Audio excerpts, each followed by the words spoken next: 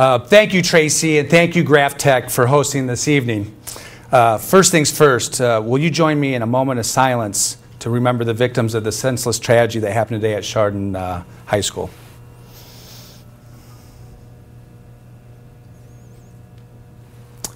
Thank you. There are some people here I'd like to recognize, Parma elected officials. First, we have Law Director Tim Dobek. City Auditor Dennis Kish could not make it tonight. He is home, ill, but should recover nicely to be back at work tomorrow. We have City Treasurer Tom Mastriani, our Clerk of Courts Marty Vittardi, as well as we have City Councilman Sean Brennan, Council Members Debbie Lime, Mark Castleberry, Brian Day, Al Divis, Brian Bruchetti, Scott Tuma. We also have our new state rep, Nick Celebreze. We have our County Council member, Chuck Germana, and our Clerk of Council, Ken Ramser. I'd also like to recognize members of our cabinet team, Safety Director Greg Bepler, Economic Development Officer Shelley Collins, Chief of Staff Mike Culp, City Engineer and Building Commissioner Paul Dykeman, Service Director Brian Higgins could not be here, he's dealing with a personal matter, Housing Director Lev Kucheski, Joanne Mason, Director of the Donna Smallwoods Activities Center, our Communications Director Jeannie Roberts, Director of Community Services and Economic Development Eric Tollerup, Rec Director Mickey Vittardi, and Director of Human Resources and Purchasing Tom Weinrich. Lastly, I also need to recognize my family, Pam, Jack, and Molly. I heard Jack over there a second ago. All right. Okay, here we go. It's an honor and a privilege to speak to you tonight. This is my first State of the City address, and it's tonight because by city ordinance, I am required to deliver this address by February 28th. I looked real hard, but couldn't find an exemption for new mayors, so here we are. I chose the campus of GrafTech for this occasion. The alkaline battery, the world's first carbon fiber, was discovered here. And today, this campus is the site of GrafTech's world headquarters and home to its corporate research and development. GrafTech is a global company. Its principal manufacturing facilities span 4 continents. It employs more than 3,200 people. GrafTech is a company on the move. How fitting that it sits here in Parma. GrafTech, in some respects, is a symbol of Parma's proud past, what we are today, and what we can be. The setting is important because it's much about Parma's potential as it is about the good things happening in this city. You don't have to go very far, just down Chevy Boulevard, to see another great success. GM is the #1 auto manufacturer in the world. No wonder the stamping plant is thriving here. And there are more stories like that here in Parma. Just look at the small businesses that dot our city's landscape. The diversity in our businesses and our people should be celebrated. It underscores the reality that Parma is the 7th largest city in the state. And I'm sure, and I can tell that some of you may be tired of hearing me say that, but I'm going to say it again because it's worth repeating. That's because we're not used to thinking Parma in that context. As a result, sometimes we miss our potential with all that we have here of being a real leader in and a real piece of the puzzle for our region's success. To reach our potential, however, there are challenges that we must address along the way. Every morning when I go into my office, I sit down at my desk, I look out the window and I see Parma Town Mall. It's a stark reminder the financial collapse that nearly put us in a depression is still with us. Last year, Parma Town Mall went into receivership, and with that news, it injected a sense of uncertainty for the future of what for decades has been a community destination and a community touch point. Then in early January, we received the news, while not unsurprising, was difficult and cast further doubt upon Parmatown's future. My first day in the mayor's office, I received a call from Dave Browning of CBRE, the receiver put in charge of the mall, who was here tonight. We learned that Macy's was closing its store. From the moment Dave called, I had an inkling that he wasn't asking me where he should deliver a gift basket for my first week on the job. That's because I had a meeting already scheduled with him for the following week. To tell you the truth, Dave, I would have preferred the gift basket. Now, I'm not here to give you false promise. Parmatown Mall, as so many residents knew it and know it, is unlikely to remain in its current form. Clearly, that destination is no longer what it used to be, but City Hall, the newly proposed state-of-the-art library, Parma Hospital, and Byers Field, all nearby, are part of what this community center can be again. Because out of the challenges we face at Parmatown, there's an opportunity to remake and reimagine a vital part of our city. We've met regularly with Browning's team, who have spent more than $500,000 to improve, manage, and provide security for the mall. And we've met those selling Parmatown. We learned from those conversations that with the mall and Macy's both up for sale, we have a chance to redevelop the property in a way that makes sense for Parma's economic future. We are fully prepared to use every economic development tool and incentive to promote and complete a transformative redevelopment of the Day Drive corridor. It's important for our city, and it's important for our identity. Beyond Parmatown, one of the other challenges that I'm going to talk about to you is something which I'm all too familiar. For the past 8 years, I served as Parma's state representative in the Ohio House of Representatives.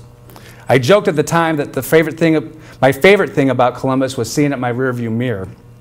But within that line, there is contained a layer of truth. Like other state legislators who represented cities, I expressed frustration and tried to fight a troubling trend in Columbus. Too often, the state's budgetary problems have become our own, as the budget was balanced on the backs of cities like Parma. As a result, in the last state budget, steep cuts were made to the local government fund, and to add injury to insult, the state tax was eliminated, a significant source of funding for communities. All told, as reported, Parma will lose $1.6 million in local government funds and another $1.1 million through the elimination of the state tax. There are no bailouts coming from Columbus, and we need to prepare ourselves for that reality. There are two immediate ways we can address ourselves for this storm: through fiscal discipline and regional collaboration. When it comes to the state of the city's finances, I must say my predecessor, Dean DePiro, and his administration, along with council, performed a great service in tough economic times. They were able to weather the toughest economy since the Great Depression without a significant drop in services to residents. Thank you for your leadership, Dean. As we move forward, we must prepare ourselves for the fallout from Columbus, as well as ready ourselves financially in a still fragile economy. That's why after we pass the city's budget in March, I'm proposing that we begin our budget process much earlier than we traditionally have in the past. I'm proposing that we start our budget in the fall and have it passed by the end of the year. I believe it's the financially smart thing to do for our city's operations. And when crafting our budgets, our administration will take a 2-year financial snapshot of what awaits us. We need to be prepared to weather whatever financial storm is on the horizon. There are also things that we're doing now to save money where we can. For example, I'm making the announcement tonight that we plan to merge support operations of our Human Resources Department with the Civil Service Commission to create efficiencies there. And like the Cleveland Clinic, we're implementing my predecessor's plan to cut down on healthcare costs. We're doing that by having healthcare screenings for employees, by helping our workforce become more healthy. We're ultimately going to save money for the city. In addition, we're continually looking at small saving cost measures that will eventually add up. For example, I decided against replacing signs at our parks with those that would have had my name on them.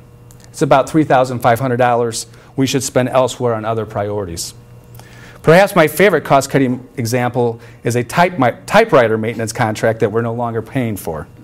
In the age of Blackberries, iPhones, and tablets, the city had contracted with a company to maintain typewriters that we still have throughout the city's departments, while only occasionally used, but for the most part they're not used. But that contract was by no means a necessity, and that money, about $1,300, can be spent in better ways. So these are some of the fiscally responsible approaches we plan to take going forward. But another key helping Parma provide quality service more efficiently is through regional collaboration. As mayor, I've often said as the 7th largest city, we can play a big role in regional collaboration efforts that ultimately benefit Parma and our neighbors. For instance, we're exploring opportunities to partner with Cuyahoga County, where the executive Ed Fitzgerald and council have made regional collaboration a priority. We have an opportunity to be one of the first cities in this region, one of the first, to partner with the county on evaluating potential savings in IT services. A potential partnership that could also bolster our current capabilities at City Hall. In addition, we're working together with our neighbors. With Seven Hills, we're working with Mayor Richard Delaquila and the Recreation Department on a collaborative agreement, an agreement that will allow residents of both our cities to share the use of recreation facilities. And that will help enhance the quality of life in all our respective communities. We're also collaborating on major roadway projects with the county, Seven Hills, North Royalton, and Parma Heights. Those projects, which include Broadview Road, Stump Road, and Sprague Road, are expected to be completed this year.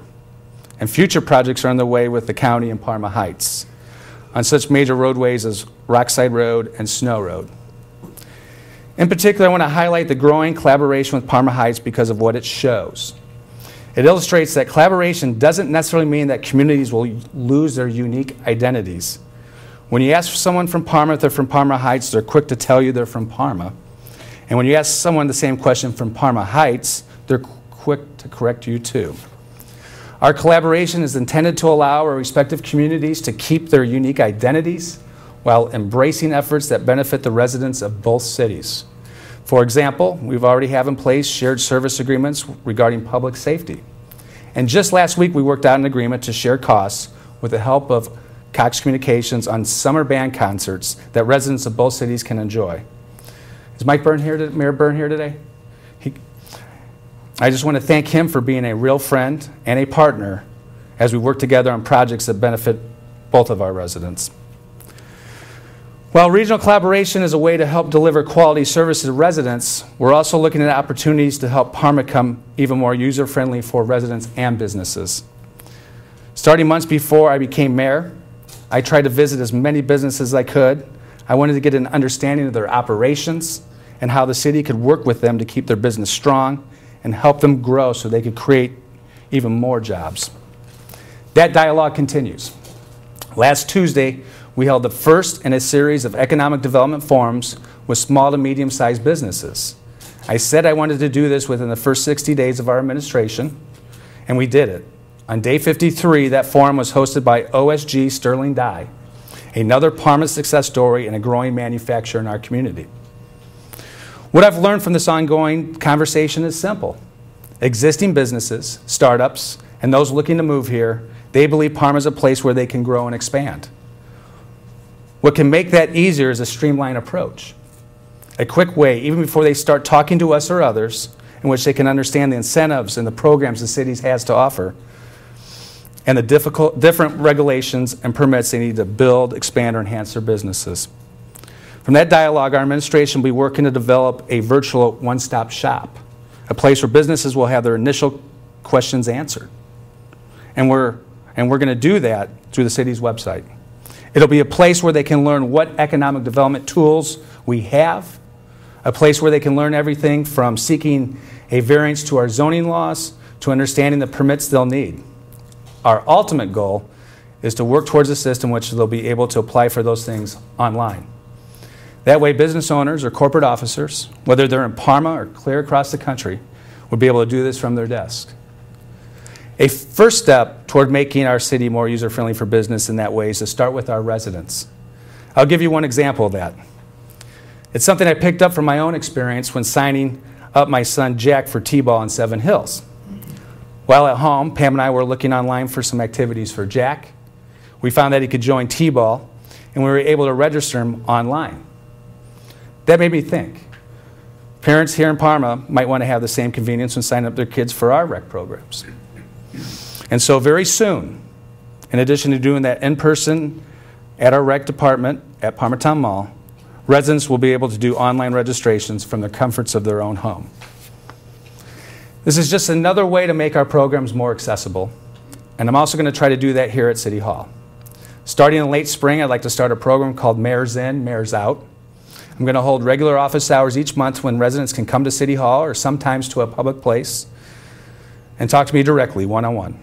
It's a way to bring government closer to residents, a way they can share with me their stories, their challenges, and how they think we can improve our city. When I was a legislator, I often said the best ideas come from the constituents I serve, and as mayor, I still believe that is true. So far, I've talked about the challenges we're facing as a city, some of the ways we're confronting them, and ideas to improving our services to residents and businesses. Now, I'd like to shine the spotlight on some projects that and individuals who will make and are making a difference in our community. Just down the street along Chevy Boulevard, there's a real chance for the rebirth of the former GM powertrain facility. It's fitting that it would come at a time when, next door, the GM stamping plant is going strong, as the auto industry is going through its own renewal. This is an exciting opportunity because this is one of the first times Parma has had an opportunity for a redevelopment of this scope.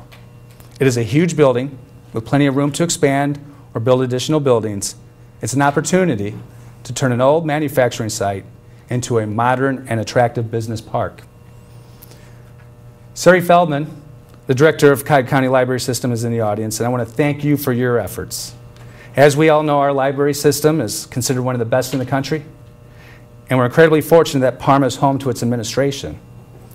In fact, the administration building in the Snow Road branch will undergo a $9 million expansion project, and the fall of 2013, our city will be home to the system's new $14 million flagship library. The library hopes to break ground on that project in just a few months. We also wanted to mention our friends at West Creek, one of the city's real treasures. Welcome Executive Director Dave Lenchek, who is here. West Creek also has a grand opening to celebrate in the fall of this year, the Watershed Stewardship Center. And along with the West Creek and the Cleveland Metro Parks, the city has another partnership to be excited about, a small stormwater retrofit project being implemented to assist residents with stormwater control measures on 2 different streets. These are exciting things to look forward to later this year. But just today, one of the city's newest business tenants, the VA Parma Outpatient Clinic on Brook Park Road, opened for business and saw its first patients. The VA clinic will be a great facility here serving our veterans, and they'll be in good company. Parma Community General Hospital was recently named the best hospital in Ohio and among the top 5% in the nation for coronary interventional procedures. The hospital also ranked among the top hospitals in the state for overall cardiac services. Dave Nedrich, who is president of the hospital's board of directors, and Terry Guy, CEO, are both with us here tonight. Thank you. Another institution which we are proud of is the Tri-C West Campus, whose president, Dr. Patricia Roll, is here with us as well. Tri-C is working with our senior center, the Donna Smallwood activities, a development that came out of our mayoral transition. We're looking to partner and bring programs to the center, as well as use campus facilities at the college. On top of that list is using Tri-C's campus swimming pool for our seniors. By the way, thanks to the supportive services department at the Smallwood Center, our seniors are able to save more than $262,000 last year in various discounts and senior programs available to them. I'd also like to congratulate Dr. Jeff Graham, our superintendent of schools. Our schools have earned an excellent rating from the state for the past 2 years. And I'm sure Dr. Graham would want me to remind you that the renewal of our existing levy is on the March 6th ballot and is not a tax increase. The renewal is important so our schools can keep their high rating and move forward from a position of strength. Parma also has good people doing great things.